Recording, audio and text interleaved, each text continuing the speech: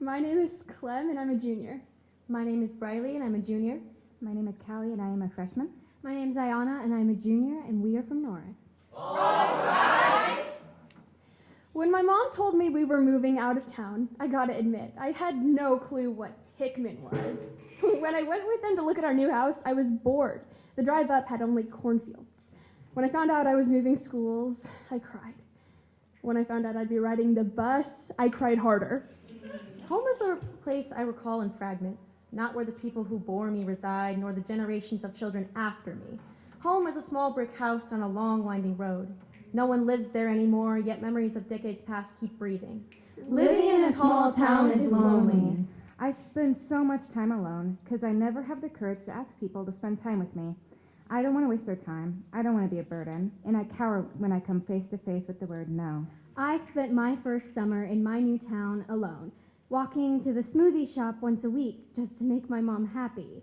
I spent the end of my 7th grade year saying goodbye to friends I knew I wouldn't see again. I've spent the last few years in my small town feeling a little bit alone.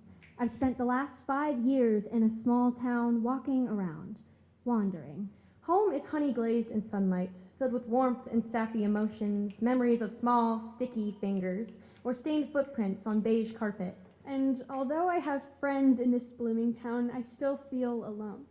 It's hard not to feel alone in a town I didn't even want to move to. We're trying to survive, yet the isolation is keeping us from contact. Our town is secluded, yet my name isn't known. Thrown in the back like everyone else. Home rests wherever there is laughter, blooming flowers and singing birds, children playing in the tall grass, catching frogs and collecting stones. I've stared at the familiar water tower by my neighborhood so many times, and it's probably still the most interesting thing to look at, unless you find the Dollar General sign intriguing. I've biked through the streets, been to the local gas station, and climbed the roof of the theater twice, scraped my knees both times. Worn down and loved, home is not the place I sleep at night, or the pillow I rest my head on. In my dreams, I play in the red house down the street. But the birds have become my friends, and a bike path, and the afternoon spent staring at the church's stained glass windows. It turns out that the sun shines special as it spills across golden cornstalks. And when your friends are few, you'll learn to love them the most. I try to make my life here a little less lonely. Brick by brick, This town has become a little bit fuller.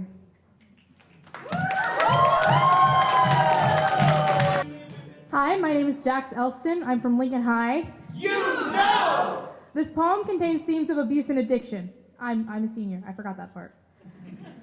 Here is the deal. I am darn good at being a doormat. I was raised walking on eggshells around brooding hens and pecking roosters. I have boxed up my feelings and evicted my heart to make room in my chest for everyone else. The weight of the world in my messenger bag, and I will still carry you. People say fight, flight, freeze, fawn, appealing to the aggressor.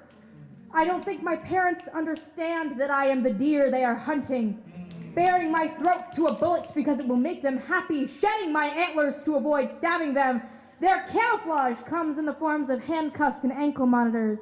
Their rifle is a little orange bottle with a big white label, hydrocodone. And it is loaded with little blue pills that make you feel the world spinning but take the pain away. When they kill me and mount my head, they will sell it because they need the money for their next dose more than they need a son. I am sick and tired of being hunted. This doe has bucked up and is growing his antlers into blades because I am done appealing to the aggressor. It is my turn to aggress. Let's start here, Mom. I hate you. People can say you're my mom all they want. I am not obligated to you. I am not obligated to love you. I did not ask to be born. I do not owe you gratitude. I do not owe you anything, and if I never see you again, it will be too soon. Dad, try harder. You neglect your apartment like you have neglected our relationship. There are roaches on my walls and dishes in my sink. Why should I care about you if you don't care about yourself? Spoiler alert, I shouldn't. The caseworkers saw my guardianship papers. They say that therapeutic contact is in my best interest.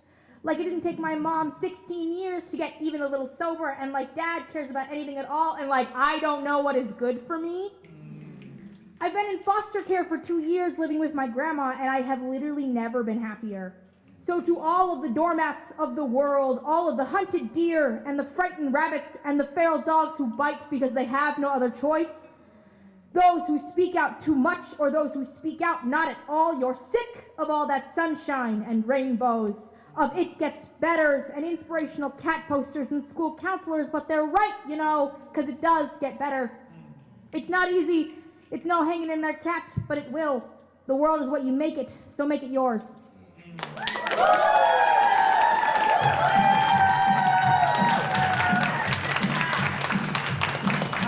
Hi, I'm Isabella Bramble, and I'm from Grand Island Senior High. Lucky duck! I'm a sophomore, and my poem contains things about suicide and ideas of sexual assault. It's called Suddenly the Gun Fires. Suddenly the gun fires, but there's no more pain, just a faint heartbeat in your head as it pounds. 1, 2, 3. You're back in your old room eating Cheerios and drinking milk, telling your mom how your day at preschool went. Your room's clean, not cluttered by the mess before yourself now. It was nice, calm, and stable. Nobody questioned your immaturity because you were just an infant.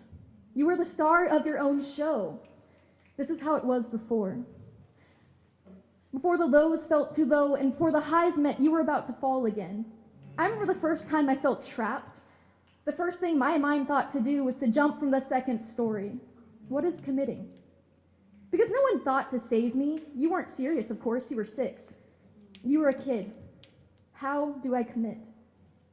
Trying to escape from the monsters that had crept out from under my bed, the ones that would try and tickle you, would try and torture you in your sleep. When the monsters got too close, your body would give all of the warning signs, but your mind wasn't awake yet, going numb most of the time. And I miss you, and the way you cut through my skin like a piece of velvet cake, smooth, as you slice each part of me like butter, so precise. And it melts right onto my skin. Why do I feel this way again? Why have I allowed myself to dig deeper beneath the flesh, allowing hurt to show in the finest of places? What if I commit? As adrenaline rushes, I asked for this, I want this, so why am I shaking? Why is my body reacting as though I am nervous? I guess a part of me wants to coexist, but the other part is still somber with the feeling of death. Till death do us part, they say, but I believe this is where my heart lets go, and I am now scratching at the finest of places of my skin, reacting to the blood as if I have been waiting for it to spew from this mess that I have created.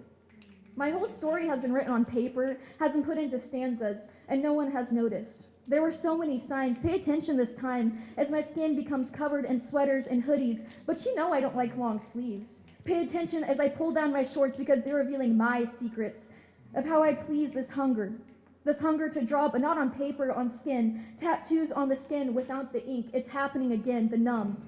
As it shocks my whole body like an electric fire going through my veins, I think I am going to commit.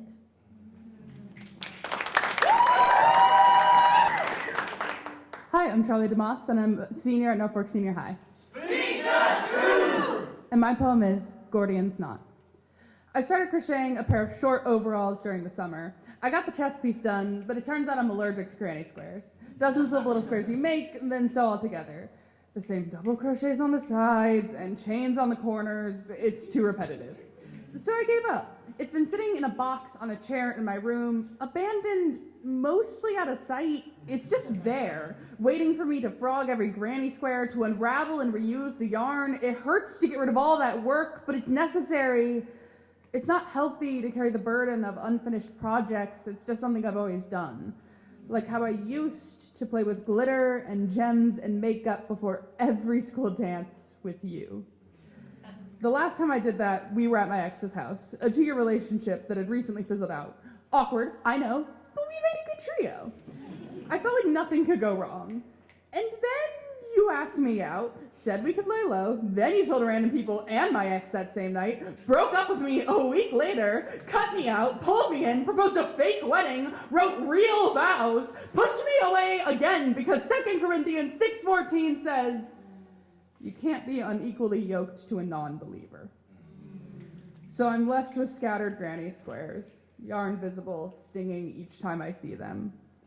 I remember we'd go to the carnival in the mall parking lot, eat cotton candy, ride the rides. I had a panic attack on the zipper, and you yelled at me. Like 6 years isn't long enough to know I hate loud noises. So as much as I want to unpack that box of granny squares, I'm struggling to do it, because each of them taught me something. By the end, I expected our friendship to die. You texted me out of the blue, said I wasn't religious enough, you couldn't keep me around. By then, I was numb to it. But I keep spotting you. In the band room, the parking lot, the forum, like yarn, I twist and turn and tangle, reaching the end of my spool. Accordion's knot. I want to keep working on projects, on myself, for the people I love.